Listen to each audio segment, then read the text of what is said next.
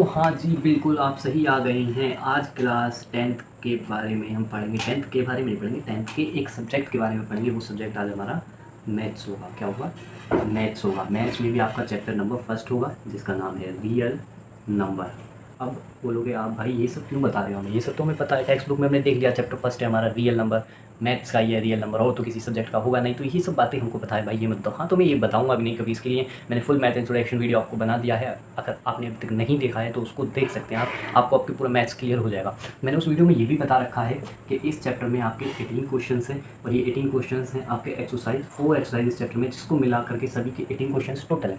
अब ये 18 क्वेश्चन करने के लिए आपको सिर्फ 4 फॉर्मूलों की ज़रूरत पड़ेगी। केवल 4 फॉर्मूलों की ज़रूरत पड़ेगी, जो इस वीडियो में बताने वाला हूँ, और एक मेथड होगा। एक मेथड यानी कि केवल 4-5 चीज़ें होंगी। 4 और 1 5 चीज़ें होंगी। 5 चीज़ों में आपका चैप्टर बिल्कुल क्लियर क्लियर हो जाएगा। सारे कॉन्सेप्ट्स क्लियर हो जाएंगे। सारी चीज़ें आपको बिल्कुल एकदम से क्लियर होने वाली हैं इन 5 चीज़ों से ही। ये चैप्टर 1 छोटा सा चैप्टर है, पर इसमें से बोर्ड एग्जाम में क्वेश्चन आते हैं, सीधे सीधे क्वेश्चन आते हैं। वो टॉपिक बताऊँगा तब बताऊँगा कहाँ से आते हैं। तो इसलिए वीडियो को कंटिन्यू बने रहें, देखते रहें, स्किप ना करें। स्किप करेंगे तो आपका कोई कॉन्सेप्ट या कोई इंपॉर्टेंट चीज़ छूट सकती है। तो इसलिए साथ बने रहें। और चलिए इसी के साथ करते हैं स्टार्ट। देखते हैं वो फॉर्मूलेस क्या है, वो एक मेथड क्या है, ये सब हम देखेंगे अपनी वीडियो में। तो चलिए करते हैं स्टार्ट। अगर आप चैनल पर नए हैं तो चैनल को सब्सक्राइब करें, बेल आइकन प्रेस कर लें, ताकि आपको नोटिफिकेशन मिल रहे हैं। आपकी इन्फॉर्मेटिव, आपके एग्जाम से रिलेटेड सब चीज़ की इन्फॉर्मेशन आपको मिलेगी।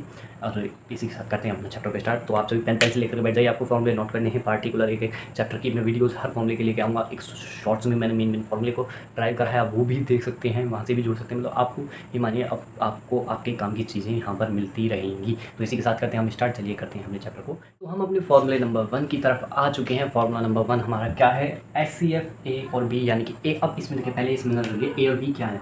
ए और बी क्या है यहाँ पर हमारे? कोई भी यानी इंटीजर, कोई भी इंटीजर्स है हमारे। ए और बी क्या है? कोई भी इंटीजर्स है हमारे। HCF क्या होता है? Highest common factor. LCM क्या होता है? Lower common multiple. ठीक है, अब सारी चीज़ें क्लियर होंगी। ये मैंने बता दिया। HCF क्या है? हाईएस्ट कॉमन फैक्टर, और LCM क्या है? Lowest common multiple. तो HCF है A B, LCM A B का। अब ये ए बी क्या लिखा, मानी कोई भी अच्छा एग्जाम्पल से समझते, एग्जाम्पल से अच्छा समझ आता है। एग्जाम्पल से समझते, कोई भी नंबर लेंगे हम, एग्जाम्पल से करेंगे। ठीक है, एग्जाम्पल की उससे करते हैं हम पर्सपेक्टिव से। एग्जाम्पल में हम कोई भी नंबर ले सकते हैं। जैसे एग्जाम्पल में ले लिया हमने 9 6, और आपका कोई भी नंबर ले लिए। तो चलिए 3 डिजिट का लेते हैं, 404। तो ये हो गया हमारा ए, ये हो गया हमारा बी। ठीक है, ये फॉर्मूला आपके NCERT बुक से लिया हुआ फॉर्मूला है, उसी का यूज़ करते रहते हैं। ए 96 और 404, ये ए बी हमने 2 नंबर ले लिए। अब मानिए इनका LCM आपको निकालना है। ठीक है, HCF आपको इसका गिवन है। क्या गिवन है HCF आपको इसका? 4 गिवन है। ठीक है, अब आपसे इसमें LCM पूछा है, HCF आपको दे रखा है, LCM आपसे पूछा है, और ये हमारे नंबर से लिखा है। HCF हमें दे रखा है, इन्हीं नंबर्स का LCM पूछा है। तो देखिए इस फॉर्मूले की मदद से आप इसको कैसे निकालेंगे। अब फॉर्मूले में जब हम वैल्यू डालेंगे तो HCF की जगह पर क्या आ जाएगा? पूरा आ जाएगा, मल्टीप्लाई LCM हमें निकालना है। ए बी क्या है हमारे? ये दोनों ही नंबर्स हैं, 96 × 404। अब बेसिक कैलकुलेशन यहाँ पे हमें करनी है। LCM के साथ 4 मल्टीप्लाई में इधर आके डिवाइड में हो जाएगा। आप 4 से हम इसको काट सकते हैं, 4 2 8 और 4 4 16। तो आपका LCM क्या हो जाएगा? इसकी और इसकी आप मल्टीप्लाई कर देंगे तो आपका LCM आ जाएगा 9696 आपका LCM आ जाएगा। ठीक है, ये आपका LCM आ जाएगा सिंपली इसी तरीके से। अब हम यहाँ पे हमें क्या, HCF नहीं गिवन, हमें HCF निकालना है, और हमें LCM दे रखा है 9696। तो आप कैसे फाइंड करेंगे? तो ये भी सिंपली ऐसे ही फाइंड हो जाएगा। अब क्या यहाँ पे LCM की जगह यहाँ पे क्या है? यहाँ हमें LCM दे रखा 9696 लिखेंगे, यहाँ HCF हो जाएगा।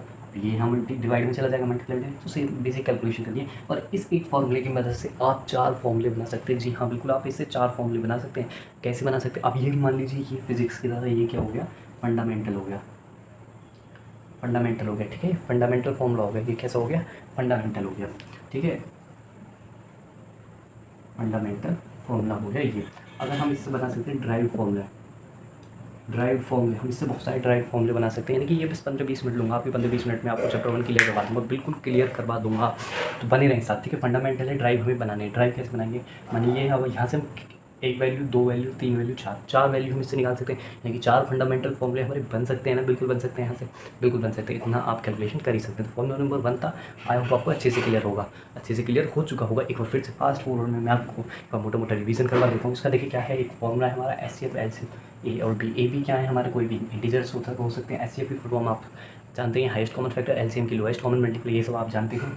ये दोनों हमने एग्जांपल में लिया, आपकी एनसीईआरटी का ये है एग्जांपल है, ये लिया हमने।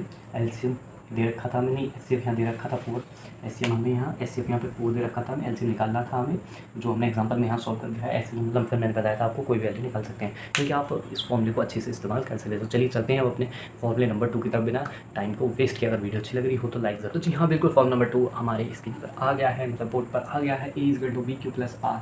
आर अब अच्छा, पहले इसको जानने से पहले, इसको बताने से पहले इसको क्लियर करते हैं। इसमें है क्या, इसमें हमारा ए क्या है, DIVIDEN डिवाइडेड। बी क्या है बताओ जल्दी, डिवाइज़र। आर क्या है, रिमाइंडर। और क्यू क्या है, क्वेश्चन। तो ये आपको 4 चीज़ें क्लियर करना बहुत ज़रूरी है। ये आपकी क्या है, हमारा रिमाइंडर है। रिमाइंडर क्या होगा, डिवाइज़र से छोटा होगा, यानी कि अच्छा ऐसे लिखते थे, तो ये क्या होगा, छोटा होगा। अब किससे बड़ा होगा, 0 से बड़ा होगा या 0 के इक्वल होगा। तो ये वाली शर्त मैंने इसको वर्टिकली लिखा है, यहाँ पे हॉरिजेंटली लिखी हुई है। यही चीज़ यहाँ पे ये लिखी हुई है। ये फॉर्मूला आपको यूज़ होगा किस में, ये बहुत ही इतना इंपॉर्टेंट भी नहीं कह सकते, ना ही इतना वो है। ये आपको कहाँ पर यूज़ होगा, ये आपका यूक्लिड डिवीज़न लेमा में यूज़ होगा। Lemma, Euclid division lemma, Euclid division lemma में आपका इसका यूज़ होगा। कैसे होगा वो एग्जांपल लेकर के देखते हैं। तो मैं इसको रफ कर देता हूँ पहले। यहाँ पे मैंने आपको प्रोसेस बताया था, इसको रफ कर दिया। रफ करने के बाद इसके लिए एग्जांपल लेते हैं हम। ये भी आपकी एनसीईआरटी बुक से लिया गया ही एग्जांपल है। 4 2 0 and 1 3 0। 2 नंबर्स हमारे पास है, 2 नंबर्स हमारे पास है। एचसीएफ पूछा है आपसे, यूक्लिड डिवीज़न लेमा में एचसीएफ पूछेगा आपसे। यूक्लिड डिवीज़न लेमा क्या है, यूक्लिड डिवीज़न लेमा का ये फॉर्मूला है जिसके थ्रू आपको क्या निकालना है, एचसीएफ निकालना है। अब आप एचसीएफ निकालेंगे कैसे, अब आप बोलेंगे सर इससे एचसीएफ कैसे निकल सकता है, तो बिल्कुल निकलेगा। कैसे निकलेगा, देखिए इस फॉर्मूले की हेल्प से, यही आपकी एक्सरसाइजेज में इस्तेमाल हो रहे हैं फॉर्मूले दोनों। तो देखिए आप कैसे फाइंड करेंगे हम एचसीएफ। तो ए की जगह पे हमारा 4 2 0 आ जाएगा, बी की जगह पे 1 3 0 आ जाएगा। आप क्यों साइड आप डिवाइड करेंगे, सिंपल डिवाइड है, तो 3 मल्टीप्लाई करेंगे प्लस 30 करेंगे। ठीक है, बहुत ही सिंपल लॉजिक है, सिंपल चीज़ें हैं बिल्कुल। अब क्या हो जाएगा, 1 3 0 यहाँ पर आ जाएगा। अब क्वेश्चन देख लीजिए क्या हो जाएगा, 30 हो जाएगा। मल्टीप्लाई करेंगे, कितने से मल्टीप्लाई करेंगे, 3 3 से 9 होता है, तो 3 से मल्टीप्लाई, ये 4 से भी हो जाएगी 12 and 20। ठीक है, ये 4 बचेगा कितना, 10 बचेगा। अब यहाँ पे 30 आ जाएगा, 10 की मल्टीप्लाई 3 में कर देंगे प्लस 0 हो जाएगा। तो आपका एचसीएफ यहाँ पे आ जाएगा 10 आ जाएगा आपका एचसीएफ यहाँ पे आ जाएगा 10 आपका एचसीएफ आ जाएगा। अब ये चीज़ मैंने प्रोसेस किया कैसे, अब आपके मन में यह है कि प्रोसेस हुआ कैसे। तो देखिए सिंपल, ये ऐसे किया हमने, 130 से हमने डिवाइड देना है किसको, 4 2 0। तो 133 आप डिवाइड तो आप ही करना आता है ना फॉर्म में, कितना हो जाएगा 0 9 3 0 कितना बचा 3 30। अब ये 30 है, अब इस 30 का डिवाइड हमें किसमें देना, 1 3 0 में देना। तो 4 जब 1 कितना होता है, तो यहाँ आ जाएगा 10 का ही डिवाइड हमें 30 में करना है, 3 का 10। तो यहाँ पे सॉरी 30, तो यहाँ पे क्या हो जाएगा हमारा 10 हमारा एचसीएफ हो जाएगा। यही इसी को मैंने इस सीक्वेंस में लिखा, इसकी फॉर्म में मैंने इसको यहाँ पे ये लिखा, क्योंकि ये क्या है हमारा, ये यहाँ पे ए है, ये सॉरी ये हमारा यहाँ पे बी है, ये यहाँ पे हमारा ए है, और ये यहाँ पे हमारा क्यू है, और ये यहाँ पे हमारा आर है। तो यही फॉर्म में लिखेगा, ये सिर्फ इतना ही था, ये फॉर्मूला नंबर 2। अब चलते हैं आपने 3 और 4 फॉर्मूले की तरफ, फिर एक मेथड जो है वो भी बताऊंगा। तो फॉर्मूला नंबर 3 और 4 हमारे सामने है, और मेथड भी हमारे सामने है। तो 3 4 फॉर्मूले हैं आपका एलसीएम के लिए भी 3 नंबर्स, कोई भी 3 नंबर दर ए बी ले रहे थे, उसी तरह हम पी क्यू आर ले लिए 3 नंबर हैं, तो उसके लिए फॉर्मूले हैं ये दोनों। जबकि ये दोनों फॉर्मूले आपका किसी क्वेश्चन में इस्तेमाल नहीं है, यानी कि इज़ नॉट मोस्ट इम्पोर्टेंट, ये इतना इंपॉर्टेंट है नहीं, पर पीछे टेक्स्ट बुक में लिखा था। तो आपसे बस पूछा जा सकता है एग्जाम में, आपको 1 नंबर में एमसीक्यू में दे दे या उसमें दे दे, तो आपसे पूछ सकता है इन फॉर्मूले को। तो आप ये देख लेना एक बार, इसीलिए ये मैंने यहाँ पे लिख दिया। वैसे इंपॉर्टेंट है नहीं, किसी क्वेश्चन में इस्तेमाल है नहीं। मेथड का है, आपसे इस तरह के क्वेश्चन बहुत पूछे गए हैं। Prove root 5 is rational number, prove root 2 is rational number, prove root 2 + 1 is rational number. तो इसके लिए मैंने एक सेपरेट वीडियो अलग बनाना है, तो उसमें आपको ये समझ अच्छे से, बहुत ही अच्छे समझाऊंगा। जो एक बार आप सीख ले तो फिर आप कभी इसको बोले ही ना। इससे भी 3 नंबर का क्वेश्चन सीधा आता है, यही सेम के रूट 2 को प्रूव कीजिए, रूट 5 को प्रूव कीजिए, रूट 5 + 1 या 5+2 कुछ भी दे देता है, वो ये प्रूव करवाता है। ये सब क्वेश्चन वहाँ पे आपके आते हैं, इससे अलग और कुछ आता ही नहीं है। यही चैप्टर बनता है, जितना ये देखने में छोटा है, आसान है ना, इसको इतना आसान समझना मत, हल्के में लेना मत। यही इसके क्वेश्चन सबसे ज़्यादा आपके फंसते हैं एग्जाम में, क्योंकि हम क्वेश्चनों को कर नहीं पाते, क्योंकि हम क्वेश्चनों को बहुत ही ईजिली ले जाते हैं। तो मैंने आपकी टेक्स्ट बुक ली हुई है, मैं आपकी टेक्स्ट बुक लिया, टेक्स्ट बुक में हम चेक करते हैं हमारे किन किन क्वेश्चन पे हमने इस्तेमाल करना है हमारे फॉर्मूले को। देखते हैं भाई, अब आपको प्रूव करके दिखाना है कि ये मैं प्रूव करके दिखा दूँगा आपको कि ये फॉर्मूले इस्तेमाल हो रहे हैं या नहीं। तो देखिए, आपके एक्सरसाइज 1.1 का क्वेश्चन नंबर 1 ही दे रखा है, use Euclid division algorithm to find the HCF of. तो वो जो फॉर्मूला नंबर 2 था वो हमारा यहाँ इस क्वेश्चन में इस्तेमाल हो रहा है। और दे रखा है फिर एक्सरसाइज 1.2 में आपका express is as the product of its prime factor. Prime factor का प्रोडक्ट बताना है, यानी ट्री मेथड में आपको करना है। ये भी आप इजीली कर देंगे। ये मैंने इसलिए नहीं बताया इस वीडियो को, क्योंकि ये हम ना क्लास 6, 7, 8 में सीख लेते हैं ट्री मेथड में कैसे हम प्राइम फैक्टर करते हैं। अभी फिर भी आपको मैं एक एग्जाम्पल की तरह बता देता हूँ। जैसे यहाँ पे 140 लिखा हुआ है, ठीक है, 140 हमारा आपका पहला है, ठीक है।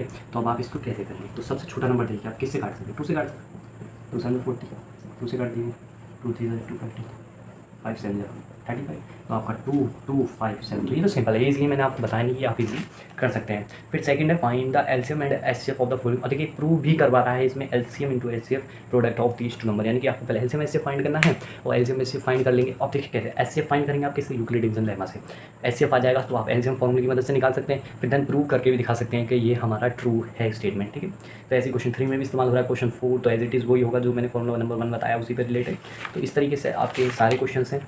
फिर आपके एक्सरसाइज 1.3 में क्या है कि आपको ये प्रूव करना है। प्रूव के मैंने एक अलग वीडियो बनाया हुआ है।